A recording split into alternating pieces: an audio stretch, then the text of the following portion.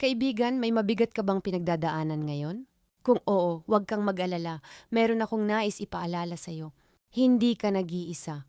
Meron kang kaibigang nagmamahal sa'yo ng higit pa sa iyong inaakala.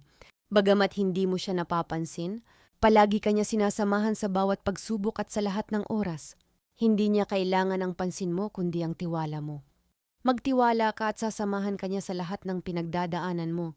Ang katahimikan na siya lang ang may kapangyarihan na ipagkaloob sa iyo, tanggapin mo. Tawagan mo siya ngayon at isuko mo lahat sa kanya, papawiin niya lahat ng takot mo. Amang nasa langit, ako po'y labis na nababalisa at hindi sigurado sa landas na aking tatahakin.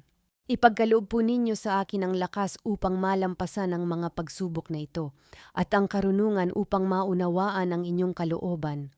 Gabayan po ninyo ako ng inyong katotohanan at pag-ibig upang mamuhay ako sa paraang nagbibigay karangalan sa inyo. Salamat Ama, sa pangalan ni Jesus, papapurihan ko po kayo.